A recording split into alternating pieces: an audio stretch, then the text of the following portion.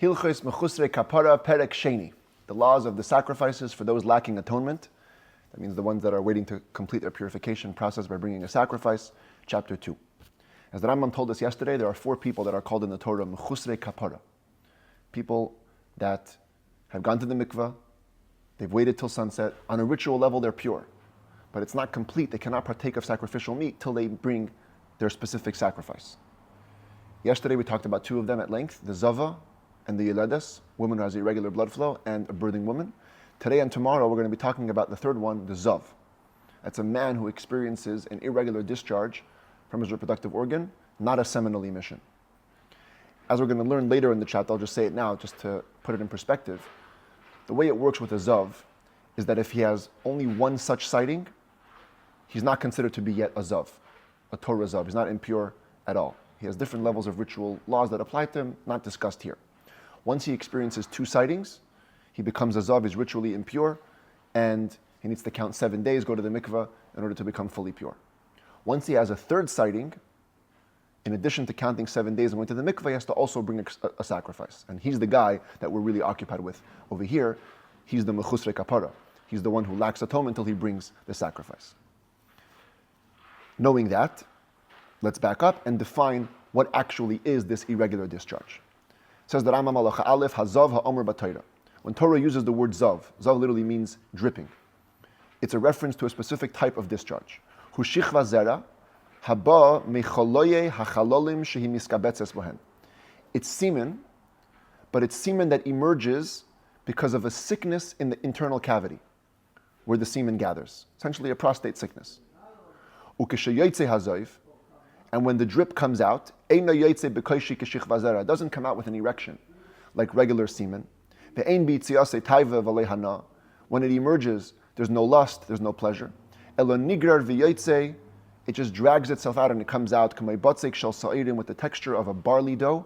Kehe or doihe, some Rambams have. It's light, like the white in an egg which is unfertilized. Aval shichva zera, contrast that with regular semen, is levana kshura. It's dense white. Keloivin beitza she'ena muzaras, like the white of an egg which has been fertilized. Halacha beis. Haraya re'iyos hazoif.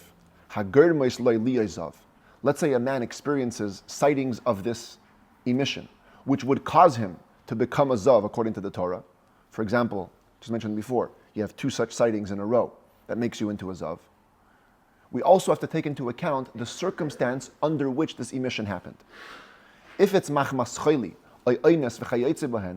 if it's because of a sickness or a circumstance beyond your control or something like that, even though you had the 2 sightings of that texture emission, you're not a Torah zav.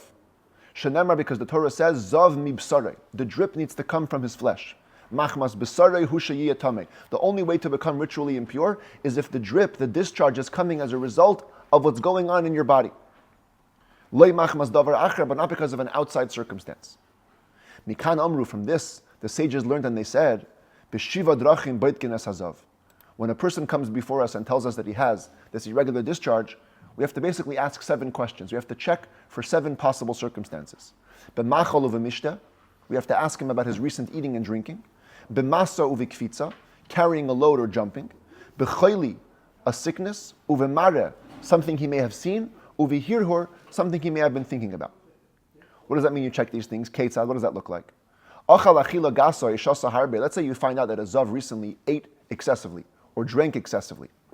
Or he ate or drank different foods or beverages that would bring to emission of semen.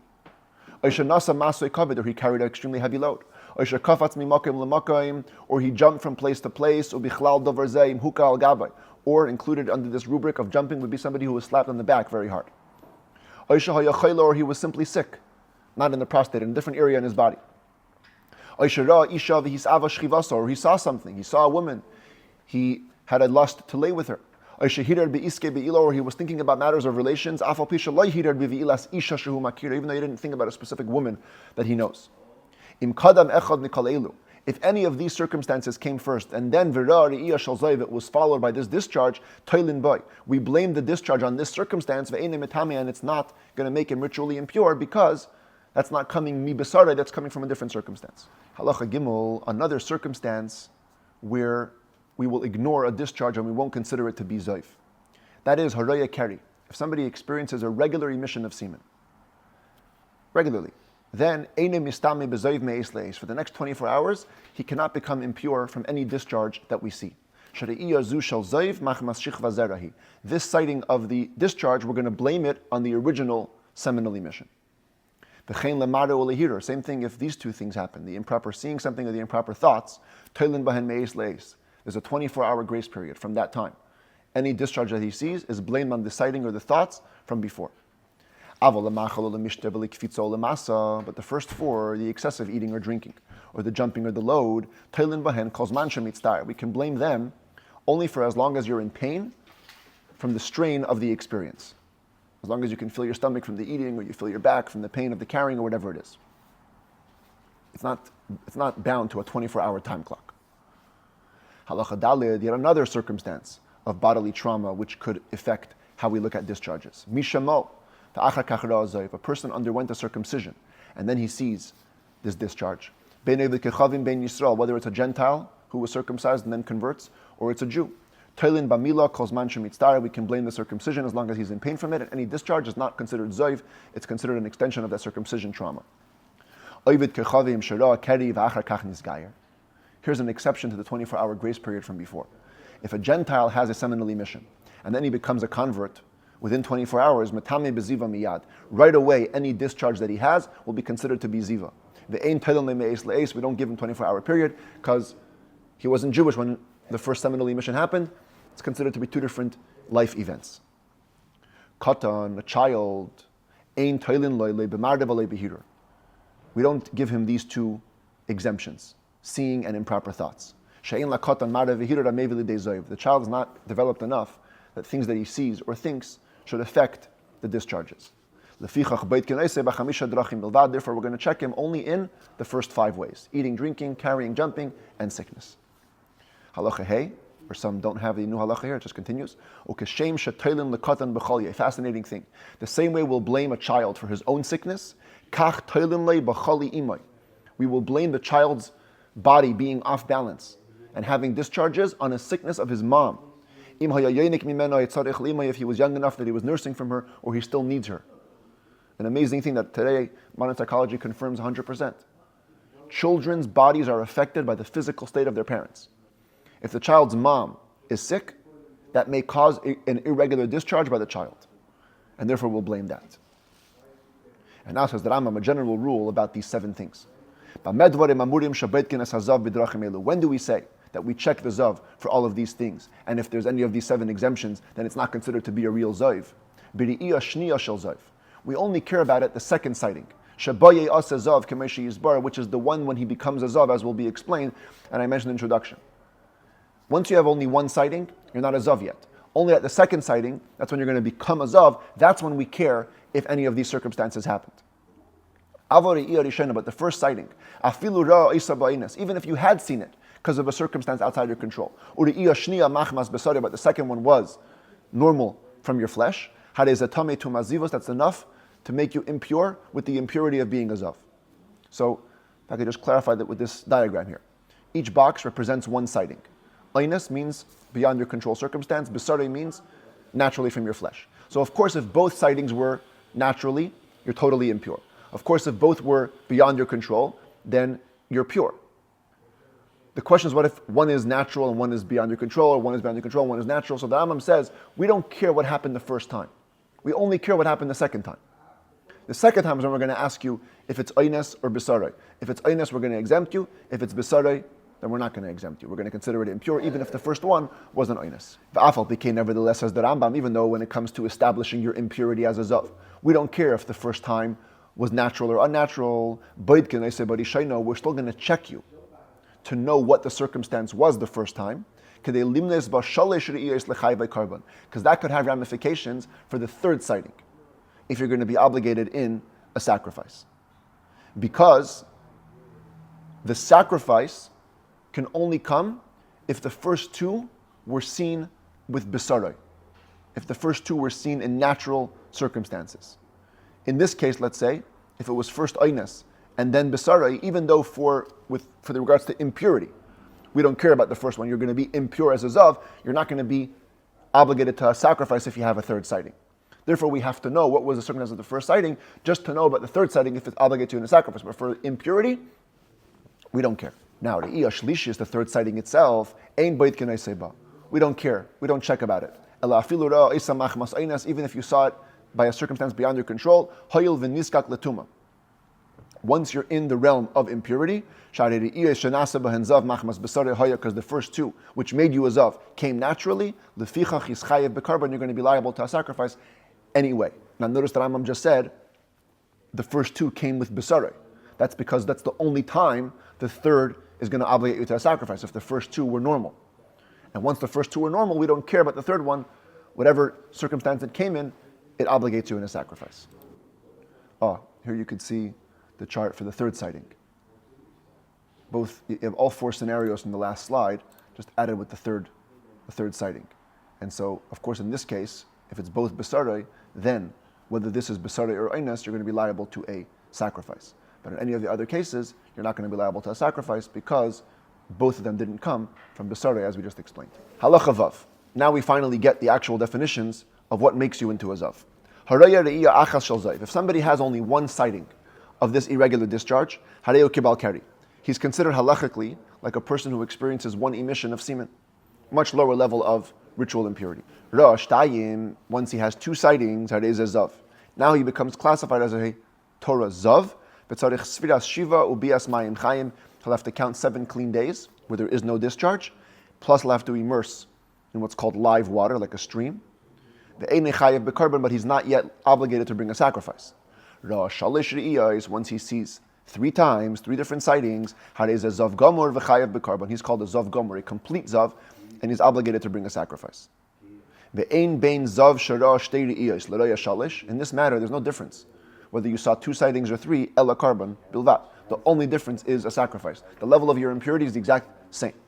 Udvarim elu kulan, divrei Kabbalah, mipi Moshe Rabbeinu, misinai. All of these things we just said are all directly received from tradition from Moshe Rabbeinu on Mount Sinai.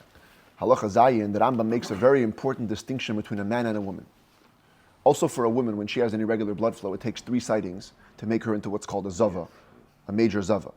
But there's a big difference in a man and a woman here. And what is that? For a man, echad haraya shtei re'iyos shalish, b'shah achaz zu achar zu.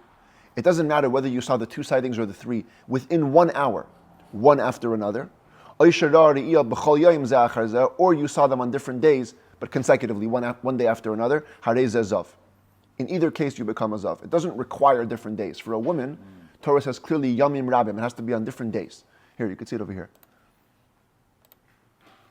This is the verse of the woman. V'isha ki yazuv zayv dama yamim rabim. Torah uses the word days. That means in order to become a zava, she has to experience the 3 sightings on different days. But for a man, it doesn't say the word yamin. It just says this is his impurity when he drips. The Torah makes explicit the condition when it comes to a woman on days. It says when her blood will drip for many days. But a male zav, there's no attachment to days.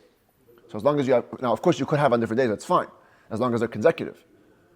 But you can even have it on one day in different hours or different times, and it's also considered separate sightings. But whether it's a man or a woman, if one full day passes in between sightings, then the different sightings do not combine. So maximum it could be different days, one after another, but not more than that. Ketzad, what's an example of this? So look at the calendar. You saw a sighting on Shabbos. And the second time was on Monday. So you had a full 24 hours of Sunday in between. These 2 sightings do not combine. They're each considered individual sightings. He's not a zav. Let's say, continuing this case, you had 1 sighting on Shabbos, a second sighting on Sunday. Same thing. So that's already a zav, 2 days. But then you saw a third sighting on Tuesday. Ein chayav b'karban. You have 24 hours of Monday in the middle. You're still a zav. But the point is, you didn't have 3 consecutive sightings, so you won't be obligated to bring a sacrifice.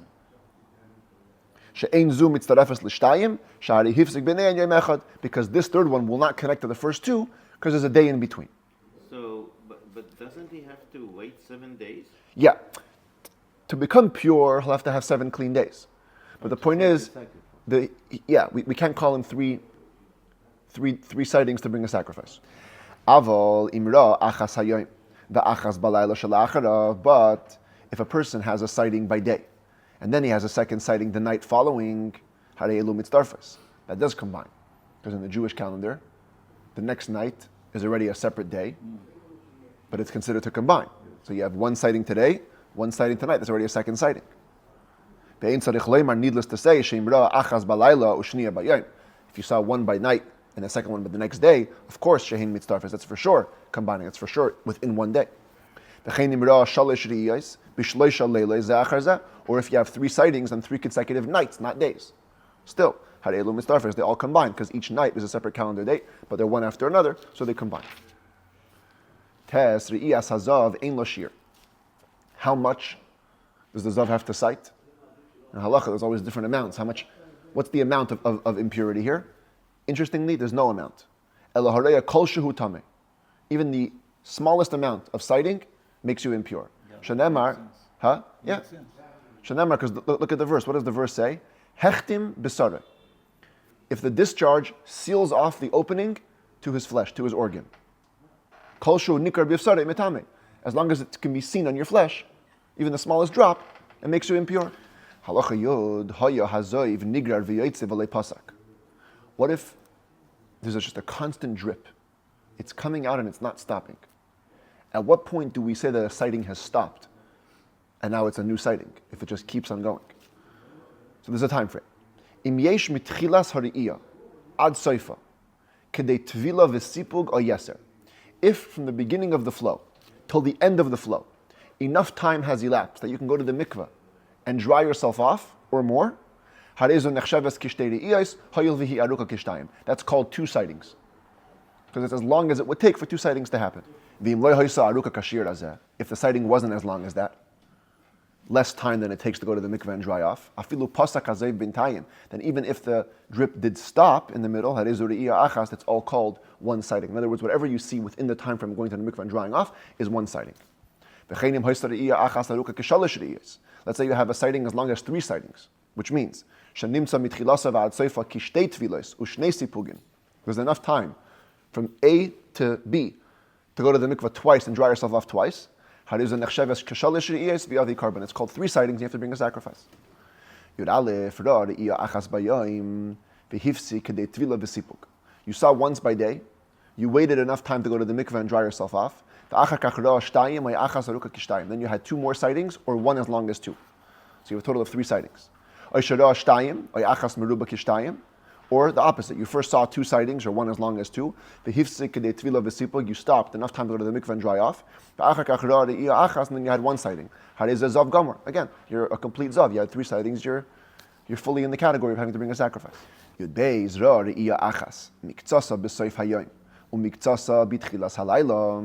What if you have 1 sighting partially at the end of the day and partially at the beginning of the night? So it's 1 long sighting crossing from before sunset till after nightfall. Even if it's not as long as 2 sightings, there's a shorter time than going to the mikveh and drying yourself off. That's considered 2 sightings for a different reason. Because the fact that it's on 2 different calendar dates divides the sighting. For the same reason, therefore, if you have a sighting during the twilight, after sunset, before nightfall, where it's a doubt whether it's day or night, you have a doubt whether you're impure. Why? Because it might be actually 2 sightings. It might have crossed both the day and the night. So immediately after 1 sighting, you're in doubt whether you're impure for 2. Take that further. If you have 1 sighting for sure by day, and the next sighting comes in twilight, the sighting in twilight counts for 2, out of doubt. So you're for sure impure because you for sure had 2 sightings, but you may have had 3 now, and are obligated to bring a sacrifice. So maybe carbon, maybe nechol. So what you do is you always, whenever you're in doubt, you bring a sacrifice and it's not eaten. Yudalit. Ra re'iyah achaz ben hashmashis shel Shabbos, or re'iyah shniya ben hashmashis shel Motzei Shabbos. If you have, look at this is literally today's Friday. So you have one sighting tonight, twilight going into Shabbos, and a second sighting, twilight going out of Shabbos. How is a suffik l'tumah, v'suffik l'karban. Here, even though you had two sightings, we can't say for sure that you're impure. It's only a doubt. Why? Because every time you're in twilight, it could be the day before, it could be the night after. So therefore, suffik l'tumah, you're only in doubt for impurity. Shema re'iyah rishayna haisa be'erev Shabbos, or shniya b'matzeh Shabbos. Because it's very possible that the first sighting was in an earlier part of twilight. It's considered part of Friday. And the second sighting was later, so it's already part of Sunday. So Friday and Sunday, you have a day in between that they don't combine. Shabbos divided between them. There's no zivus at all. There's no impurity at all. But it could also be at the same time a doubt for a sacrifice. Because one of them could actually have crossed two dates, which counts for two sightings. It's considered two. Which means you had three sightings total, which holds you liable to a sacrifice. Therefore, same halacha, maybe karban ve'einei nachal. You bring a sacrifice, you just don't eat it because it's a doubt.